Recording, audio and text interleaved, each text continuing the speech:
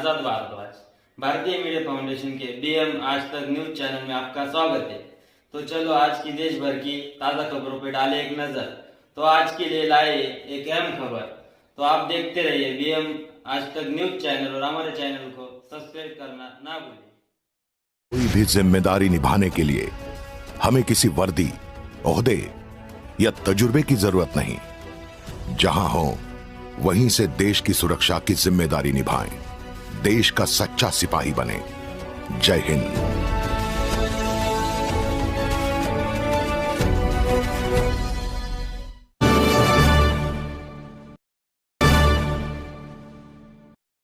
तो हमारे पार्लियामेंट के अंदर 43% पॉलिटिशियंस ऐसे हैं जिनके ऊपर क्रिमिनल चार्जेस हैं, और उसमें से 29% ऐसे हैं जिनके ऊपर मर्डर, रेप, फिरौती, ये सारे चार्जेस हैं। और ऐसा नहीं है कि खाली एमपीज ही हैं, हमारे एमएलए भी इसमें पीछे नहीं है।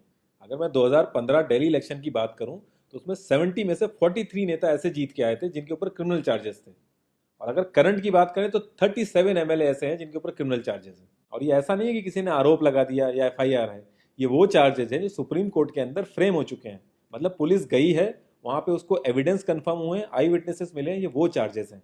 ये प्रॉब्लम तो बहुत ही छोटी सी है कि पार्टीज क्रिमिनल्स को टिकट ना दें और लोग क्रिमिनल्स को वोट ना दें, लेकिन इस छोटी सी प्रॉब्लम के लिए 1999 से लड़ाई चल रही है और अभी तक इसका सोल्यूशन नहीं हुआ है। 1999 में एसोसिएशन फॉर डेमोक्रेटिक रिफॉर्म, जिसे एडीआर नाम से ज्यादा जानते हैं लोग, इन्होंने जो भी क्रिमिनल्स हैं पॉलिटिक्स में, इनके लिए एक पीआईएल डाली दिल्ली हाई कोर्ट में, और दिल्ली हाई कोर्ट ने उसको एक्सेप्ट भी कर लिया। जब दिल्ली हाई कोर्ट ने ये पीआईएल एक्सेप्ट की थी तो ये चीज़ वहीं ख़त्म हो गई थी। ये जो नेता जिन्हें हम जिता के लाते हैं ना, ये सब लोगों ने मिल के उस पीआईएल के अगेंस्ट में सुप्रीम कोर्ट में अपील कर दी। जब सुप्रीम कोर्ट से भी इनकी अपील खारिज हो गई तो हमें वो देखने को मिला जो हमने कभी नहीं देखा था।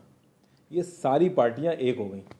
जब हमारे देश की सिक्योरिटी की बात आती है, उरी अटैक हो गया, बालाकोट हो गया, या हमले वाली सिचुएशन बनती है, तब भी ये पार्टियां एक नहीं होती। लेकिन इस चीज़ के लिए ये सारी पार्टियां एक हो गई थी, और ये सारी चीज़ें एक ही जगह आके फंस जाती हैं। इंडिया के कानून के हिसाब से जब तक किसी भी आदमी के ऊपर फाइनल जजमेंट नहीं आता तब तक वो बेकसूर है, और उसी चीज़ का फायदा उठता है। अगर कोई आईएएस पीसीएस की तैयारी कर रहा है और उसके ऊपर क्रिमिनल चार्जेस हैं तो उसे ऑफर लेटर नहीं मिलेगा। यहाँ तक कि क्लर्क की जॉब के लिए उसको दिक्कत आ जाएगी। लाखों कैदी ऐसे हैं जिन पे अभी जजमेंट नहीं आया है, जो अंडर ट्रायल है, उनको जेल में डाल रखा है।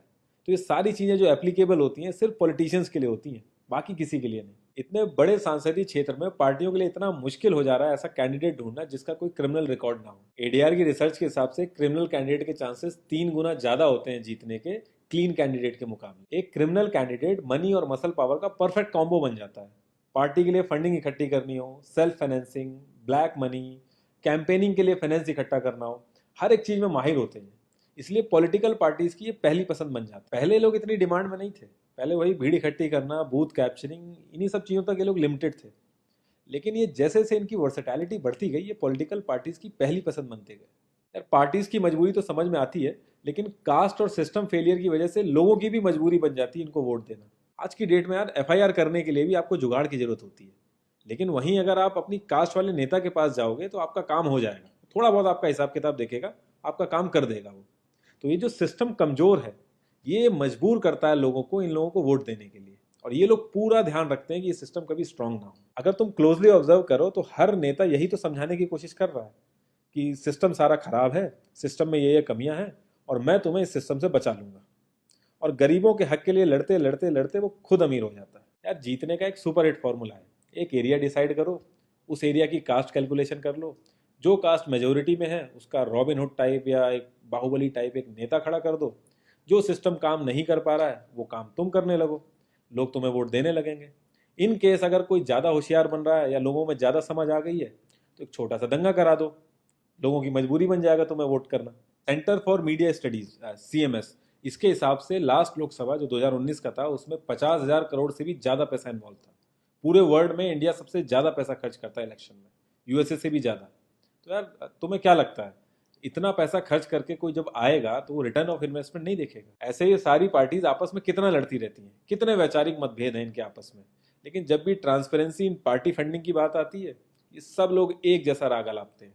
ये लोग कभी भी पार्टी फंडिंग में ट्रांसपेरेंसी आने ही नहीं देंगे। एक बार जब ये लोग पावर में आते हैं ना तो पूरा का पूरा सिस्टम इनके हिसाब से चलता है, और जो पुलिस वाले इनके हिसाब से नहीं चलते ना उनका ट्रांसफर हो जाता है। 144 पुलिस ऑफिसर्स 1 लाख लोगों की सिक्योरिटी देख रहे हैं। और जब हमारे नेताओं की बात आती है तो 47,000 पुलिस वाले 14,842 नेताओं को सिक्योरिटी दे रहे हैं।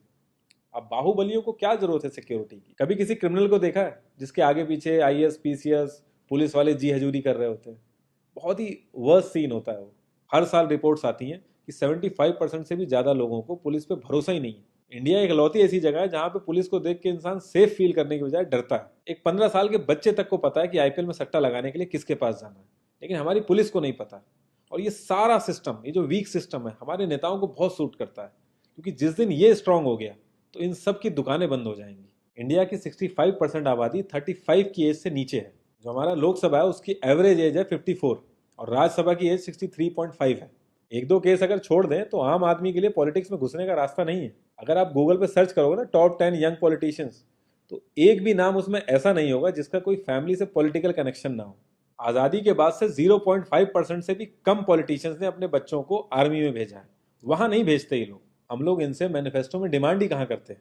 हम तो बस रिलीजियस मुद्दे देखते हैं मैनिफेस्टो में और खुश हो जाते हैं। इंडिया ने ब्रिटिश पार्लियामेंट्री सिस्टम अडेप्ट किया और उसमें एक बहुत ही इंपॉर्टेंट चीज़ है शैडो कैबिनेट, वो हमने छोड़ दी। इसके बारे में बहुत ही कम लोगों को पता है और ये लोग हमें पता लगने भी नहीं देते। तो इसमें होता यह है कि अगर मैं फाइनेंस मिनिस्ट्री का ही एग्जाम्पल लूँ तो जो भी रूलिंग पार्टी का फाइनेंस मिनिस्टर है उसके पैरेलली एक ऑपोजिशन का भी फाइनेंस मिनिस्टर असाइन हो जाएगा, और जो रूलिंग पार्टी का फाइनेंस मिनिस्टर है उसकी एक्टिविटीज़ को ऑपोजिशन का फाइनेंस मिनिस्टर लोगों तक पहुंचाएगा।